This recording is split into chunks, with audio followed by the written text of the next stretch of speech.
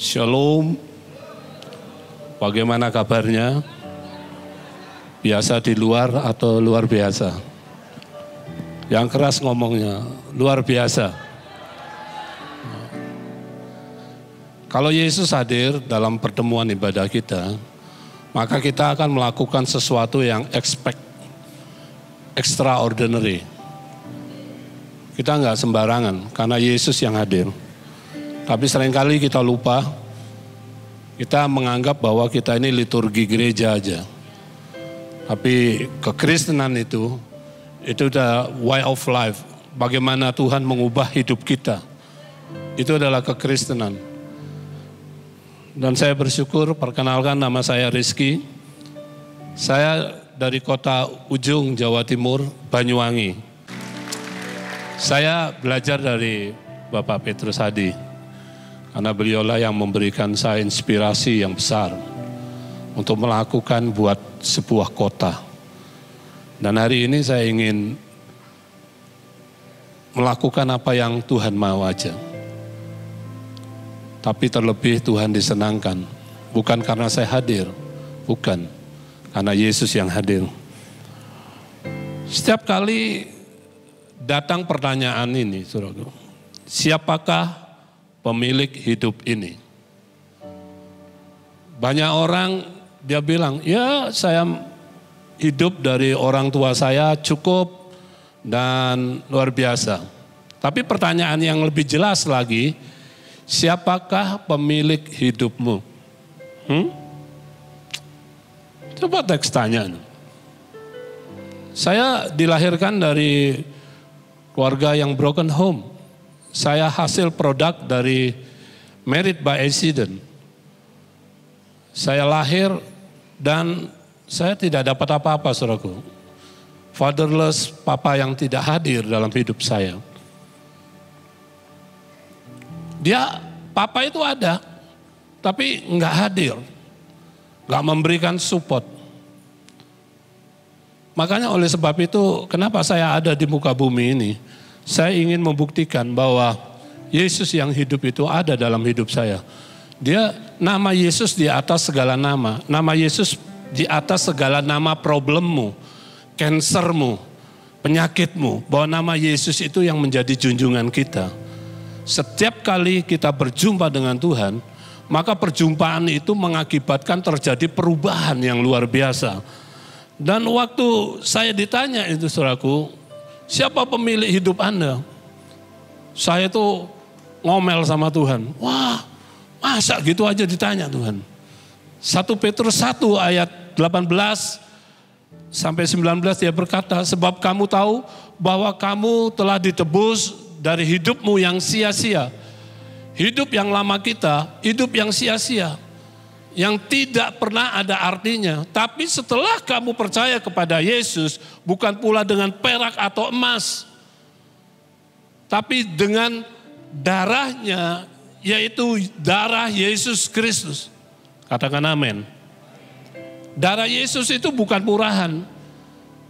Darah Yesus sangat mahal. Makanya kita nggak bisa balas itu. Karena saking mahalnya. Setiap kali pertanyaan ini muncul, Tuhan lagi ngomong sama saya, sebab kamu telah dibeli loh Rizky, harganya sudah lunas dibayar. Karena itu muliakanlah Allah dengan hidupmu. Saya dicari sama Yesus. Saya orang yang, kalau saya ada di sini, saya bersyukur anugerah Tuhan, saudaraku. Siapa saya? Keluarga saya menghina saya. Siapa sih Rizky itu? Wong anak haram kok. Tapi saya tetap di dalam Yesus bahwa saya diubahkan oleh Tuhan. Saya mau percaya kepada Yesus karena Yesus itu luar biasa. Yesus itu ajaib. Yang percaya katakan amin. Saya dicari sama Yesus. Waktu dicari sama Yesus, ketangkeplah saya, saudara. Setelah saya mengalami kesembuhan dari kanker, Tuhan lagi tanya sama Rizky, kamu mau nggak melakukan spesial bagi aku? Ya maulah Tuhan, bukankah kamu milik hidupku? Gitu. Gayanya orang kalau sudah kesengsem sama Tuhan gitu saudaraku. Tapi saya ngeles, mau nggak hidupmu berikan kepada aku? Ya Tuhan, Tuhan kan tahu saya sibuk, saya harus ngurusi usaha, saya ngurusi ini, saya juga masih ngurusi orang gila, ya toh banyak yang diurusi. Tapi Tuhan ngomong begini, mau nggak kamu lebih spesifik dengan aku? Saya ambil ngelesnya saja. Kalau memang kau panggil aku Tuhan, suatu saat ada ketua sinode yang datang di Banyuwangi dan bilang kepada saya, membutuhkan saya, kalau ada yang kepingin jadi pendeta, saya mau jadi pendeta. Wis ngono ae ya ta. Tapi saudara itu ngeles saudara. Saya dicari Tuhan. Saya berpikir, mana ada ketua sinode datang lagi di Banyuwangi. Mana mungkin, nggak mungkin lah. Saya hanya ngeles sama Tuhan. Kalau ada bagaimana rezeki, saya siap.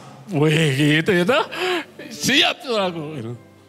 Nggak tahu saudaraku, berapa bulan itu rekan hamba Tuhan WA saya. Bro, jangan lupa. Ada ketua sinode JKI datang di Banyuwangi. Kaget aku. Loh kok bisa? Loh iya, ini loh posternya. Kamu datang dong. Oh iya aku datang. Waktu saya datang itu saya ngomong sama Tuhan. Apakah ini tandanya Tuhan? Kalau memang iya, aku siap. Datanglah saudaraku. Ketua sinode kita Pastor Adi Sutanto ke kota saya. Mengadakan KPLD, diundang semua hamba Tuhan. Dia tanya kanan kiri saudaraku. Dia tanya begini saudaraku, di ending acara itu. JKI ada di sini? Saya kaget saudaraku. Kok tanya gereja JKI? Langsung banyak orang pendeta-pendeta, tidak ada. Oh tidak ada gitu. Saya berdiri, ada, saya orangnya. Kaget Pak Adi. Begitu saya ngomong, saya orangnya. Cepet-cepet, habis itu acara selesai. Saya sama Pastor Roni, sekarang saya harus sebut Pastor Roni karena beliau adalah pendeta muda Roni Setianto. Jadi Pastor Roni, dia datang ngomong sama saya, ayo kita maju ke sana. Maju. Yang didoakan, saya sama Pastor Roni, dia tanya begini, berapa gereja JKI yang kamu ingin buka lu? Iki gurung apa-apa wis gereja, saudaraku. Saya terkaget-kaget, Tuhan, benar gak ini Tuhan? Kalau memang dari Engkau Tuhan, nyatakan isi hatimu. Nyatakan saudaraku, lewat hambanya. Aku percaya kamu pegang JKI di kota Banyuwangi. Saya didoakan. Saya nggak bisa ngeles loh. Saya minta sama Tuhan hanya satu permintaan. Kalau ketua sinode datang, saya siap. Dan hari itu saya harus ngomong sama Tuhan. I'm ready Tuhan. Sejak itu saudaraku, saya menjadi pendeta bersama dengan Pastor Rudianto Lim. Kami berdua mengembalakan di JKI Mandat Kerajaan Banyuwangi. Haleluya. Tepuk tangan bagi Allah kita. 2 Timotius 2 ayat 3 sampai 4, dia berkata begini, setelah engkau tahu siapa pemilik hidupmu, kamu bukan sembarangan lagi. Hidupmu bukan milikmu lagi, tapi hidupmu miliknya Kristus. Kalau Kristus lagi bilang, layani orang itu, layani dong. Pertama kali saya berada di saat saya seperti itu, saya layani orang-orang di sebelah saya, sebelah rumah. Saya layani orang-orang yang dekat dengan saya. Saya tahu, saya lagi renang, saya ngomong sama beliau, bahwa Yesus adalah, ini orang-orang yang non-Kristen. Saya ngomong bahwa Yesus itu akan datang untuk menyelamatkan hidupmu. Mereka ngomong, no, tidak gitu. Ada satu teman saya sekolah, dia anak bupati. Waktu saya ngomong, Yesus mengasihimu. Saya hanya ngomong gitu. Saya berpikir, ya that's all, sudah tidak ada artinya. Tahu nggak saudaraku? Waktu saya ketemu di Surabaya, dia bilang gini, saya punya sebutan di sekolah, di SMA Negeri 1. Kalau saudara panggil nama saya Rizky, nggak ada. Sebutan di sekolah saya itu, namanya nggak enak saudaraku, Blacky. Blacky, bagaimana kabarmu? Wah itu. Aduh aku, karena saya hitam dulu saudara. Tapi untung hitam, istri saya putih saudaraku, cantik gitu saudaraku. Ini perpaduan yang bagus itu saudaraku. Saya berpikir Tuhan mana hitam lagi. Udah tinggi hitam kayak tagak listrik aja ya. Tapi Tuhan itu aneh saudaraku. Tahu-tahu saya dipanggil oleh teman saya, Blacky. Lu ngapain lu di sini? Di Surabaya saudaraku. Lu tahu, aku seorang Kristiani. Keren. Padahal ngomong gini, Yesus mengasihimu. Tahu-tahu lewat beberapa tahun tidak pernah ketemu, tahu-tahu dia menjadi orang Kristen. Amin. Kita ini prajurit, ikutlah menderita sebagai seorang prajurit yang baik dari Kristus Yesus. Ada prajurit yang gak baik, ada prajurit yang diskors. Tapi Tuhan ngomong, prajurit yang baik. Apa itu?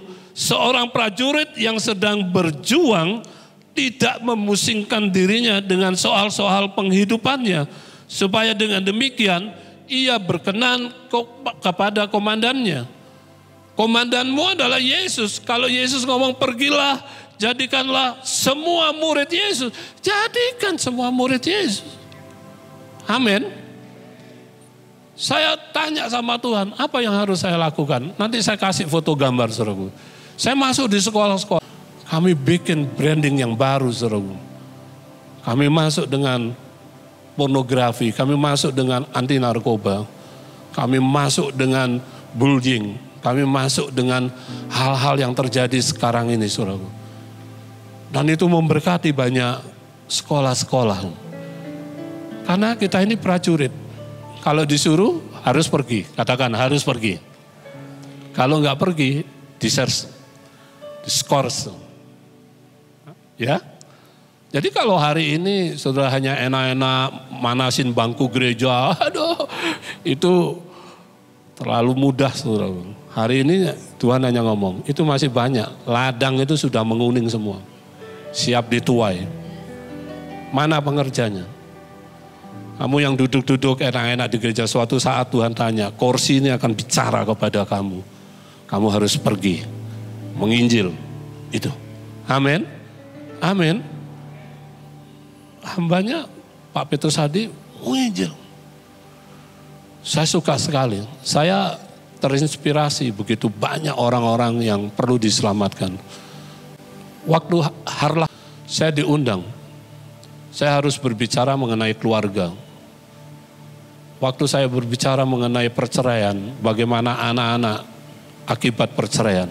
Saudara tahu, ketua itu dia bilang sama saya, Pak Pendeta, silakan masuk di sekolah kami. Saya siap mendukung. Gereja jangan terlalu asik. Saya suka dengan gereja ini. Karena gerejanya selalu memberikan mission yang luar biasa. Uang misi yang dikeluarkan begitu banyak, saudaraku. Saya harus mengeluarkan uang misi begitu banyak. Sampai mau bangun gereja aja, beli tanah nggak raiso, saudara. Misi kemana? Waktu saya duduk di sini, atau Tuhan tampakin. Ini anak-anak Papua, Kupang bisa ada di sini loh Rizky. Yes, maksudmu Tuhan. Jadi orang tua asuh. Saya jadi orang tua asuh. 10 orang. Kita ini kalau disuruh Tuhan, jangan tanya-tanya, ya apa Tuhan? Piye toh? Duit itu kondi, orang tidak ada cara kayak gitu tuh. Tuhan itu kalau suruh, pasti kamu bisa. Amin. Kalau dia memampukan kita, artinya kita ini prajurit, komandannya itu tahu kita ini mampu untuk melakukan itu. Hanya kita ini sering malas, kering aras-arasan. Dan enak. Waduh, gereja kita besar, full AC. Sampai aku kedinginan, saudaraku.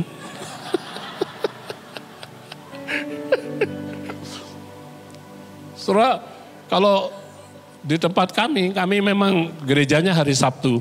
Minggu kami baksos, kami lakukan pergi ke satelit, kami pergi ke ODGJ, orang dengan gangguan jiwa. Kami belajar di sana. Jemaat saya suruh belajar semua. Hari ini mereka ada baksos. Jadi saya ngomong, mohon maaf pastor tidak bisa. Pagi hari mereka sudah WA saya. Pastor kami siap pergi. Siap, Tuhan menyertaimu. Saudara tahu? Gelombang lawatan. Itu terjadi. Saya lihat foto tim saya. Mereka rangkul. Mereka mendoakan orang-orang itu. Wah, terima Yesus. Keren loh, saudaraku. Pendetanya ada di sini, saudaraku. Pendetanya lagi makan tadi itu, Pak. Keren sekali. Saya melihat ini, gelombang ini akan maju terus. Dan Anda dipakai oleh Tuhan. Katakan, saya siap dipakai oleh Tuhan. Dan kalau saudara sebagai prajurit, saudara itu bukan pemilik daripada kehidupan ini. Saudara itu pengelola. Haleluya. Duitmu itu, mohon maaf saudara, saya harus ngomong, menyampaikan isi hati Tuhan. Saya nggak ada deal-dealan dengan Pastor Petrus Hadi sama Bu Linda. Duitmu itu miliknya Tuhan loh. Kita ini ngelola aja. Ngelola. Saya waktu ditanya sama Tuhan, pertama kali saya kenal dengan Tuhan. Tuhan tanya, apa yang kamu inginkan? Saya kepengen ini Tuhan, kepengen. Enggak. Aku enggak kepengen itu.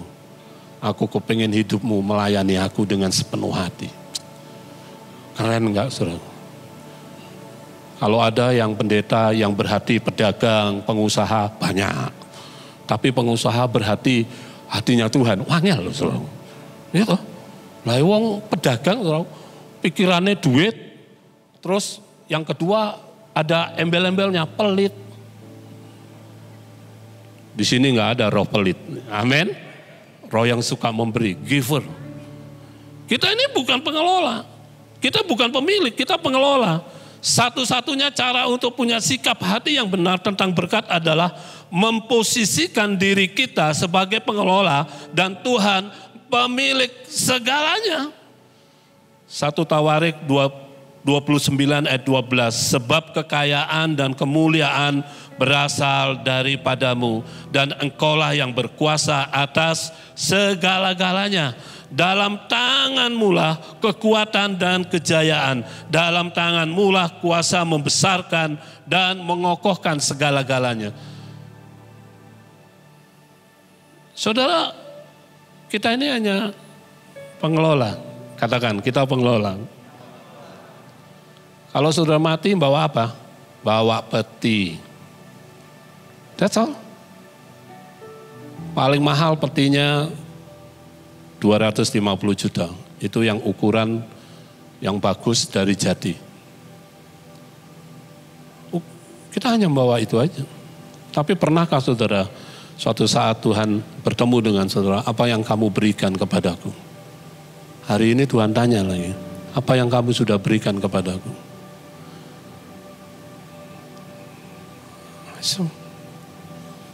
Tuhan itu punya semuanya. Kalau dia mengutus saudara, artinya dia punya segala-galanya. Kalau dia berikan kekuatan kepada saudara. Ulangan pasal 8 ayat 17 sampai 18. Maka janganlah kau katakan dalam hatimu, kekuasaanku dan kekuatan tangankulah yang membuat aku memperoleh kekayaan ini. Tapi haruslah engkau ingat kepada Tuhan Allahmu, sebab dialah yang memberikan kepadamu kekuatan untuk memperoleh kekayaan dengan maksud meneguhkan perjanjian yang diikrarkannya dengan sumpah kepada nenek moyangmu seperti sekarang ini.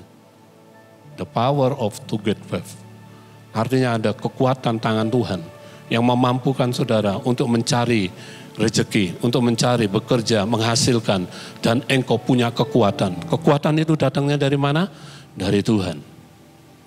Kalau Tuhan yang punya semuanya itu, dan saudara sudah mulai berkata, enggak Tuhan, ini karyaku, ini hasilku, ini tek-tekku. Bahasa Jawanya, ya wis, karepmu, hari ini aku akan panggil nyawamu. Kalau sudah gitu, apa yang terjadi? Nothing.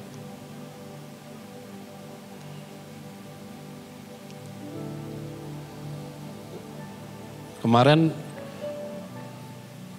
ada foto saya yang bersama dengan istri saya. Coba bulan Desember, tahu-tahu saya kena pneumonia.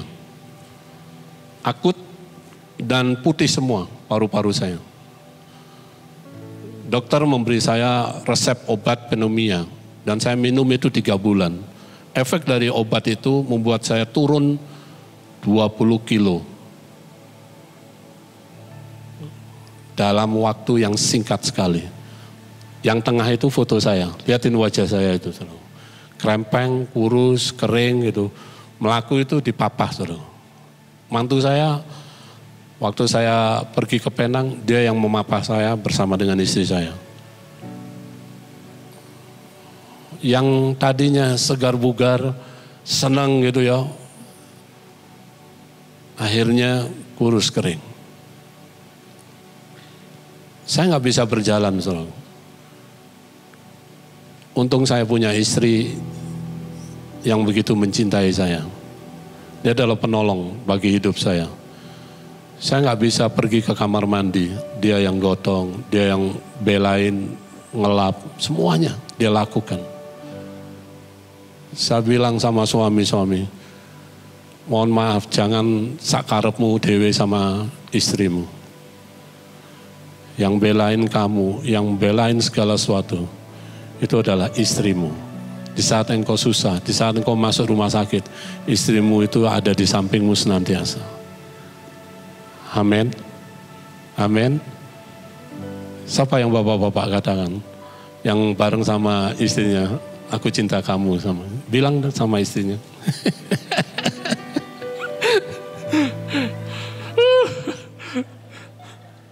Aduh, istrimu bukan pembantu, istrimu adalah penolong yang sepadan dengan ini. Dan saya percaya bahwa gereja ini akan diberkati luar biasa. Kembali next, itu Desember saya nggak bisa buat apa-apa. Akhirnya saya berangkat ke Penang. Saudara tahu? Dokter dia stop semua obat saya, dia bilang begini, gizimu tinggal 20%. Kaget aku, kayak orang kelaparan, saya seperti berada di Ethiopia, enggak pernah makan gitu, gizinya tinggal 20%. Dan akhirnya saya berdoa sama Tuhan, Tuhan kalau memang benar Engkau Allah yang hidup, pulihkan.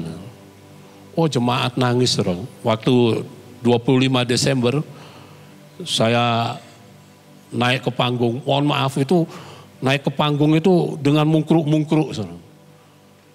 Badan saya kurus dan suara saya itu tidak bisa seperti sekarang ini. Terbata-bata. Saudara, seperti orang tua.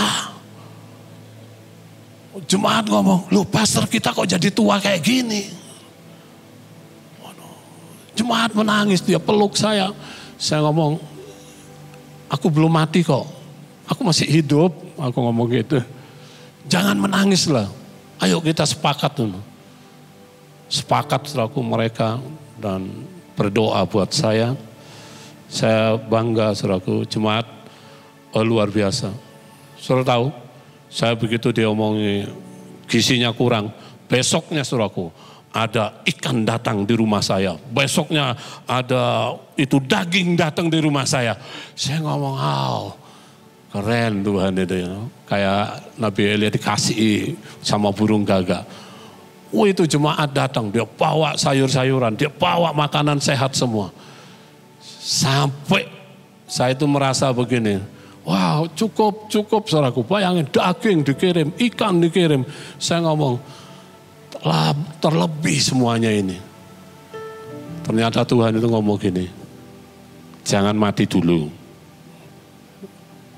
Masih ada pesanku yang aku akan sampaikan. Terima kasih Tuhan, aku siap kok. Ya, jangan mati dulu ya. Jadi saya nyembah Tuhan, thank you Lord, thank you Jesus. Akhirnya berat, sempurna. Sampai suatu saat Pak Petrus dia bilang, kalau sudah sehat jangan lupa kamu khotbah di tempat saya. Saya menepati janji itu. Sebenarnya saya bersama dengan Pastor Roni, tapi rupanya Pastor Roni harus diwisuda S1 teologi ya. Jadi saya ngomong, bro, awakmu gak melok, gak iso. Iki ono yudisium, ono seminar. Waduh, aku dewean lah nun. Gak apa-apa, kan Tuhan Yesus menyertai. Tapi saya telepon sama mantu saya. Enaknya punya mantu yang luar biasa, yang cinta Tuhan. Dia seorang hamba Tuhan. Fer, kamu bisa tolongin papi untuk setir ke Temanggung? Bisa. Gitu ya. Enak punya mantu kayak gitu. Makanya saudaraku, carilah mantu yang pas saudaraku ya.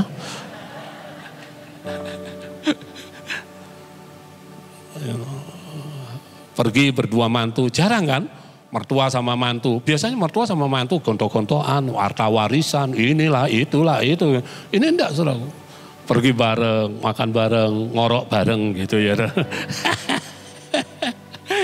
Saya tidak mau mengganggu dia. Untungnya Pak Petrus Hadi mengerti saudaraku. Ada 2 kamar, silakan saudara pilih satu-satu gitu ya. Malamnya saya pindah karena saya tahu bahwa saya ngoroknya terlalu besar gitu. Sampai itu jendela bisa bergetar saudara ya. Jadi saya ngomong sama Ferry, Fer mohon maaf papi di sebelah aja. Kenapa? Karena saya takut mengganggu. Mantu saya tidurnya tenang gitu. Wah iki mertuane lho, ngoroke wedem. Apalagi kalau capek, waduh saya itu tidak bisa, mohon maaf saudara, langsung jeruk langsung suara bass, gitar, semuanya muncul gitu saudara gitu. Puji Tuhan. Itu intermezzo buat kita semua. Kita akan lihat next, Filipi 3 ayat 13 sampai 14. Saudara-saudara, aku sendiri tidak menganggap bahwa aku telah menangkapnya, tetapi ini yang kulakukan, aku melupakan yang telah ada di belakangku dan mengarahkan diri kepada apa yang di hadapanku dan berlari-lari kepada tujuan untuk memperoleh hadiah, yaitu panggilan surgawi dari Allah dalam Kristus Yesus. Anda harus menaruh beban saudara. Kalau beban itu ada di belakang saudara, saudara nggak bisa berlari. Banyak orang Kristen, dia kepingin berlari di depan, tapi bebannya begitu banyak. Sama seperti speedboat yang ditaruh di dekat dermaga, diikat di dermaga, dan digaslah speedboat itu.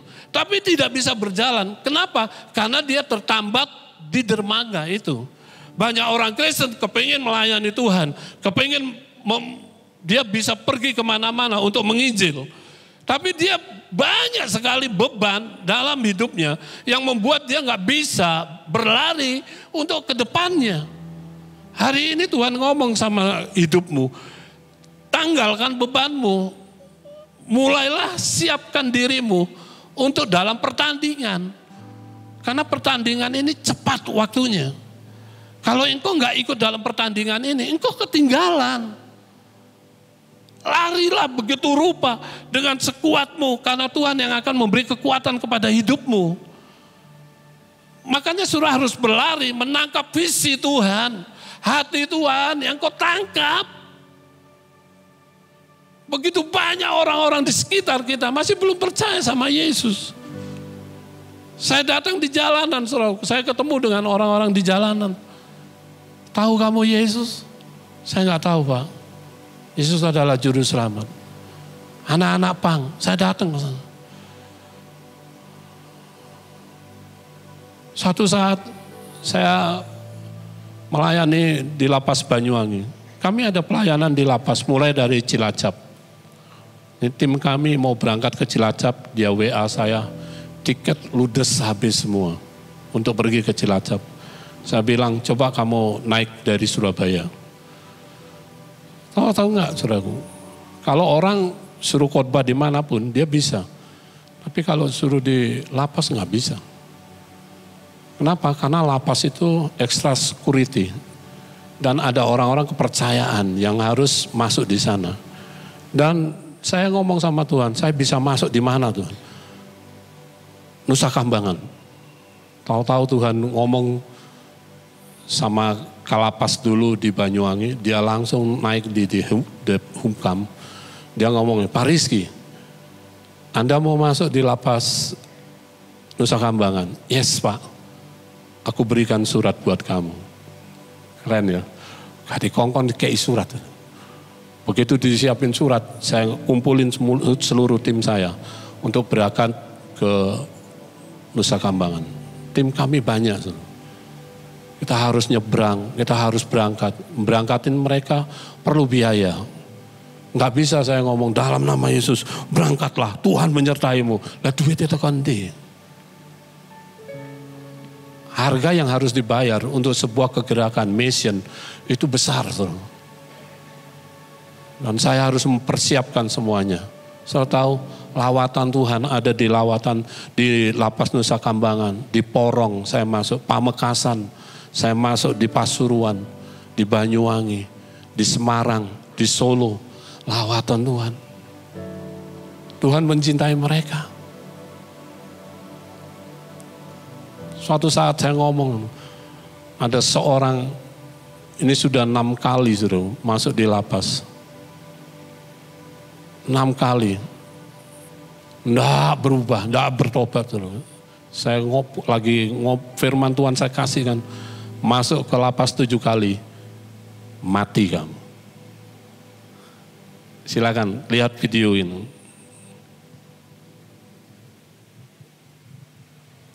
Selamat siang, nama saya Ayong. Saya mulai memakai narkoba tahun 1996. Dan saya masuk penjara 6 kali. Pada awalnya saya ikut-ikutan kepada teman dan masuk komunitas kepada narkoba. Dan rasa ingin tahu saya itu, saya memakai sekali, kemudian 2 kali, dan ketiga kali. Dan lama-kelamaan akhirnya saya ketagihan. Efek yang saya rasakan setelah memakai narkoba, 1, malas bekerja, 2, uang habis, dan juga merusak hubungan antar keluarga. Kemudian badan saya menjadi semakin kurus, tidur nggak bisa teratur, dan untuk psikologis saya sering emosi, semua aspek hidup saya hancur karena narkoba. Titik balik saya pada saat saya di penjara yang ke-6, saya sadar dan Tuhan mengetuk hati saya minta petunjuknya dan saya ingin bertobat. Dan akhirnya Tuhan membantu saya, merubah hati saya dan membuat saya untuk menjauhi narkoba itu. Dari situ saya sadar dan saya memanfaatkan kesempatan itu untuk benar-benar bertobat dan berubah. Saya meninggalkan komunitas saya dan teman-teman saya yang memakai narkoba dan saya memperbaiki hubungan saya dengan keluarga, komunikasi dengan istri dan keluarga saya. Saya turut ambil bagian dalam kegiatan pelayanan kepada sesama seperti mengikuti sosialisasi GMDM, bakti sosial, serta berperan aktif dalam pelayanan gereja. Saya masih terus belajar untuk menjaga diri saya dan saya bangga karena sekarang saya mempunyai arah dan tujuan hidup serta tahu kalau Tuhan mengasihi saya dan masih memberikan saya kesempatan yang kedua kalinya.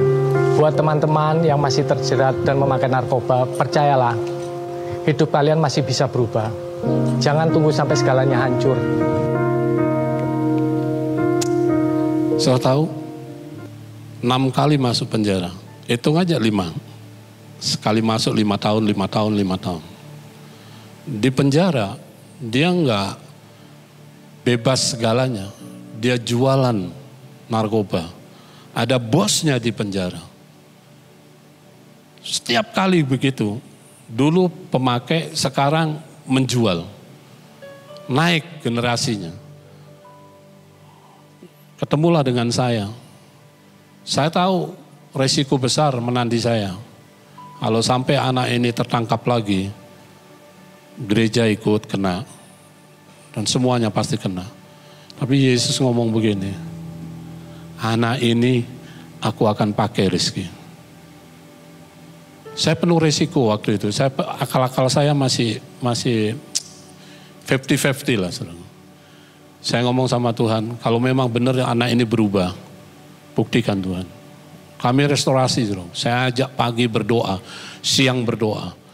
Dan terus Tuhan mulai lawat, anak-anaknya saya sekolahkan yang baik. Istrinya mulai kami cover. Saudara tahu, tidak mudah hal itu. Begitu kami lakukan itu, saudara tahu apa yang Tuhan taruh di hati saya? Tuhan, bagaimana ini orang ini? Kasih kerjaan. Kasih kerjaan, saudara. Saya kasih pelayanan yang pertama itu adalah pelayanan nyupir UMAS. Saudara, nyupir UMAS kan, UMAS itu orangnya cerewet, orangnya waduh banyak ngomong gitu. Nah dia bisa ngatur semua. Terus dia nyupiri anak-anak muda. Hari ini, kemarin saya ngomong, sudah saatnya kamu pergi ke Pamekasan bersama Alyong. Alyong itu temannya. Ini Ayong. Pokok yang nama Yong itu kok rasanya saya trauma berat karena mereka adalah bandar narkoba, ya, pemakai narkoba gitu. Bukan berarti saudara yang adanya Ayong itu di sini itu bandar narkoba atau pemakai narkoba. Tidak, saudara. Akhirnya saudara tahu anak itu dipulihkan, ketemu Tuhan. Pagi ketemu Tuhan, yes. Setiap dia pagi nggak mau doa, saya langsung doa itu yang penting bagi kamu, bukan duit. Oh no, doa. Pagi doa sama saya peluk dia. Kehangatan itu mengakibatkan dia berubah. Dan akhirnya dia menemukan yang namanya kasih ilahi itu. Kasih Yesus. Nangis. Keluarganya tanya sama saya, resepnya apa? Kok bisa? Loh keluarganya itu loh ditodongi. Tiap bulan itu ditodongi semua. Duit bayar untuk di penjara. Siapa bilang penjara itu gratis? Makannya gratis, tapi bayar loh. Akhirnya begitu dia di cover, saya ngomong peluk adikmu itu. Kakak-kakaknya mulai memeluk dia. Injil itu harus diberitakan. Roma 10 ayat 14. Tetapi bagaimanakah orang dapat berseru kepada Tuhan kalau mereka belum percaya? Dan bagaimanakah mereka dapat percaya kepada Tuhan kalau mereka belum mendengar tentang Dia? Juga bagaimanakah mereka dapat mendengar tentang Tuhan kalau tidak ada yang memberitahukan? Anda adalah prajuritnya Tuhan. Bagaimana mereka bisa mendengar akan Injil? Hanya satu, ada orang yang membawa Injil kepada mereka. Anda harus masuk kepada mereka. Soal mereka terima atau enggak, itu urusannya Tuhan. Bukan urusan kita.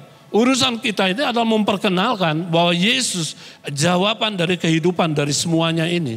Yesus adalah juru selamat. Yesus adalah Tuhan yang mati di kayu salib untuk menebus dosa kita. Soal dia mau terima atau enggak, saya percaya Roh Kudus akan bekerja jauh lebih cepat daripada kita. Yang percaya katakan amin. Dan saudaraku, saya banyak masuk. Yang pertama adalah, ini adalah para veteran. Tahu-tahu Pastor Rudi dia bilang gini, kita akan masuk ke para veteran. Bagaimana caranya? Ya, saya juga nggak tahu bagaimana masuk. Tapi saya ngomong, oke. Kami siap untuk masuk. Saya bertemu dengan ketuanya, dia berikan buku kepada saya, itu bagaimana perjuangan perebutkan Timor Leste dan bagaimana memperjuangkan merebut Irian Jaya. Mereka sampai darah penghabisan. Mereka harus terjun jam 12 malam. Saya bertemu mereka, setiap tahun jumlah mereka itu berkurang. Kemarin 100. Pas kami adakan acara, berkurang 2, meninggal. Artinya tinggal 98. Setiap tahun gak ada yang hidup lebih lama lagi. meninggal, banyak yang meninggal. Tuhan taruh di hati saya masuk di sana, saya mendoakan mereka. Puji Tuhan, kami diterima, kami masuk di sana. Saya masuk di sekolah-sekolah menjadi Indonesia Bersinar, Indonesia bersih dari narkoba. Saya masuk dengan Garda Mencegah dan Mengobati, GMDM. Saya masuk di sekolah. Saya nggak peduli karena kami punya surat lengkap dan kami masuk memberikan sosialisasi mengenai bahaya narkoba, bahaya bullying, dan semuanya kami lakukan itu. Dan banyak orang waktu kami doa, waktu kami nyanyi lagu-lagu dunia, saudara. Tapi lawatan Tuhan luar biasa. Menjemput mereka, mereka nangis. Ada orang yang diperkosa, masih anak-anak ini, saudara. Diperkosa oleh pamannya sendiri. Sampai 3 kali. Dia berteriak. Tim saya suruh peluk dia. Dia bertemu dengan kami, saya ajarkan nilai-nilai kekristenan. Dan akhirnya mereka percaya kepada Yesus. Keluarga mereka dipulihkan semuanya.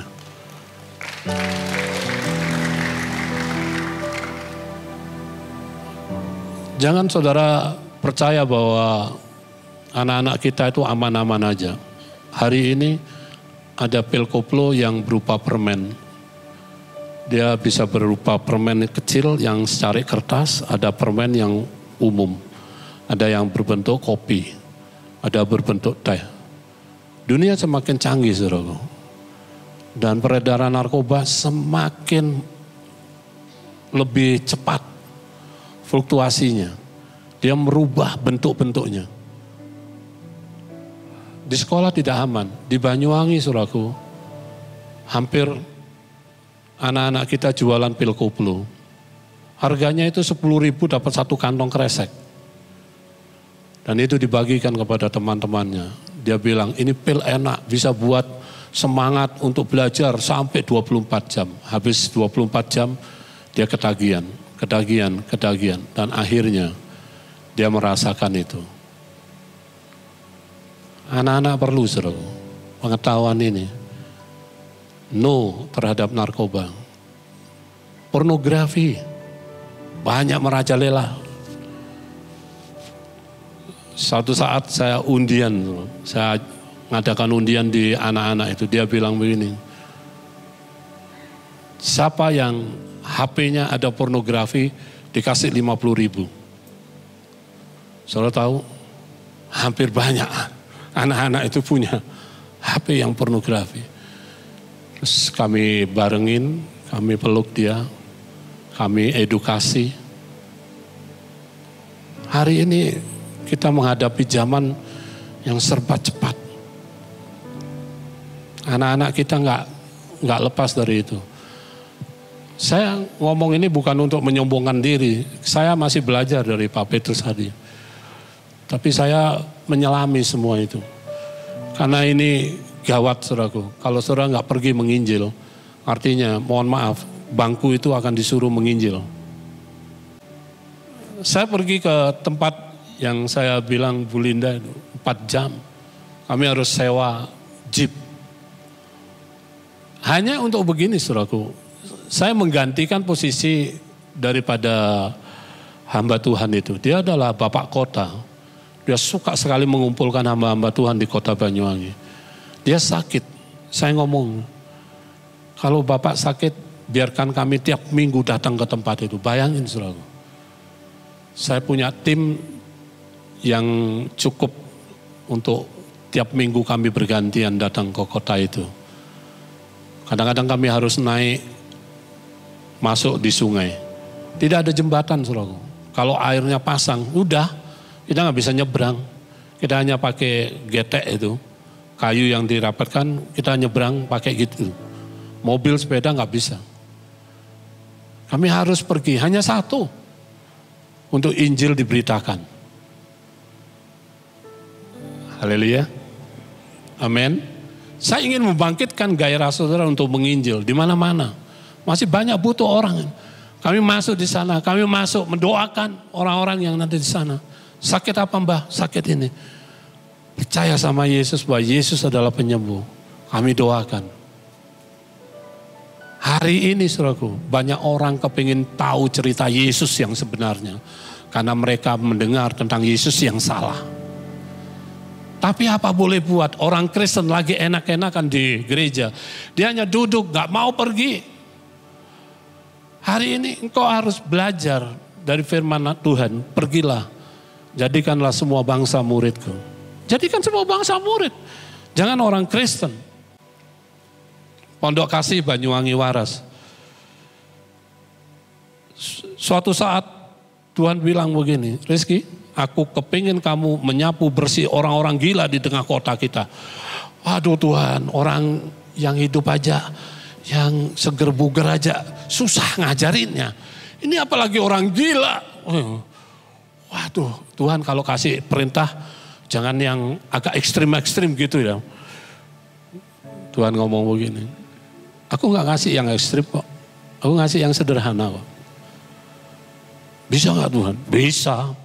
Saya mulai kumpulin, saya masuk di kota Banyuwangi, bawa pickup, saya ambil satu persatu orang gila. Saya kasih makan orang gila, saya gunting rambutnya, kami cuci dia dengan bersih. Dan kami tampung di namanya di Pondok Kasih Banyuwangi Waras. Next time kalau Anda datang, saya akan ajak Anda ke sana. Di situ orang-orang yang mulai dipulihkan, saudaraku. Orang ODGJ juga perlu dengar nama Yesus. Amin. Amin. Kita kadang takut kan. Saya pertama bersama dengan Dr. Vinda, saya bawa mobil saya, mobilku loh. Tahu-tahu di tengah perjalanan kami dari pondok ke Pondok Kasih, tahu-tahu ada orang gila di tengah jalan. Wih, Dr. Vinda ngomong berteriak ini, Pastor, jangan masukkan, oh itu orang gila di mobil ini, baunya tidak, itu. Dr. Vinda, saya ngomong ini, Tuhan suruh bawa saya orang itu. Saya berhenti, saya beli baju, saya cari makanan, saya kasih makan, ngobrol dengan dia. Habis makan, dia ngomong, mau pakai baju baru? Oke, buang yang lama, pakai baju baru. Itu aja dibuang, masuk di mobil saya. Blek gitu. AC saya matikan. Kalau saya hidupkan, wih itu pusing 7 keliling saudara. Baunya itu bilang. Tapi disitulah hati Tuhan jatuh. Waktu itu Tuhan ngomong, kamu ngerti? Orang ini aku akan pakai. Benar saudara. Waktu saya ketemu dengan dia, dan hari ini, wah senangnya luar biasa. Kalau manggil saya papi, jangan kaget saudaraku. Kalau ada anak di Pondok Kasih Banyuwangi Waras, manggil saya papi, saudara jangan ngomong ini, loh Pastor Rizky kawin lagi ya gitu ya, jangan. Dia panggil saya papi. Papi, saya bawa roti gitu. Terima kasih papi buat rotinya. Aduh, senang mereka. Disitulah kasih Tuhan itu mengalir dalam hidup saya. Saya nggak bisa membayangkan saudaraku. Terakhir pelayanan lapas Cilacap. Ini orang Nigeria, orang semua ada di Cilacap. Mereka perlu kasih Tuhan. Mereka perlu jamahan Tuhan. Mereka salah, tapi siapa yang mengingatkan? Kami datang di sana membawa kabar baik. Mereka dipulihkan. Dan luar biasa soalnya. Tim saya dia selalu ngomong begini, Pastor hari ini mereka bertobat, terima Yesus. Nama Tuhan ditinggikan. Amin. Amin. Pertanyaan sekarang adalah, apa yang sudah kita perbuat? Apa yang sudah kita lakukan? Ladang sudah menguning. Saudara. Saya tahu ini berat tugas kita. Tapi Tuhan ingin memakai hidup Anda. Kenapa? Karena Tuhan adalah kekuatan kita. Tuhan tidak pernah memberikan yang melebihi dari kemampuan kita. Kalau saudara disuruh pergi menginjil teman-temanmu, artinya Tuhan itu tahu kalau kamu mampu. Amen. Jangan sampai begini. Saya mendoakan satu orang jemaat, saudara. Umurnya 70 tahun. Dia masuk di ICU. Tangannya bergemetar gini, saudara. Dia ngomong begini sama saya, Bapak Pendeta, hari ini saya mau melayani Tuhan dengan sungguh-sungguh. Ya saya ikuti aja, saudara. Siap Pak, tapi kelihatannya mohon maaf Bapak, kok tangan Bapak sudah nggak siap. Saya lihat dingin. Saya boleh berdoa terakhir kalinya? Boleh. Saya doakan. Habis itu seret flat semua. Jangan sampai saudara sudah di ICU mau mati baru ngomong ini, saya ingin melayani Tuhan. Kasep. Masih bagus gitu. Saya ini banyak pengalaman dengan Tuhan. Saya mau mati. Tuhan ngomongin, no Rizky, aku gak kepingin kamu mati. Lo terus Tuhan, aku kepingin kamu melihat kemuliaan Tuhan itu. Oh iya, iya. Saya bangkit lagi, saudara. Saya kadang-kadang naik, kadang turun. Tapi saat saya bangkit, saya ngomong sama istri saya, mohon maaf sayang, kadang-kadang papi ini harus melalui lewat jalan yang berbatu. Tapi semuanya akan baik-baik saja. Ikut Tuhan itu ngeri-ngeri sedap. Ya tahu, wih ini naik, wih ini turun, wih. Ngeri-ngeri sedap. Kalau saudara nggak punya pengalaman itu, ayo mulailah menginjil minimal kepada orang sekitarmu. Nggak usah dipaksa, datang ke gereja ya, datang ke gereja, nggak usah. Hari ini banyak orang datang ke gereja, tapi tidak melakukan sesuatu. Kalau engkau hadir di sini, buatlah pernyataan dengan Tuhan. Tuhan, aku siap. Kapanpun engkau mau panggil aku untuk melakukan perintahmu. Kapan itu? Saya nggak tahu.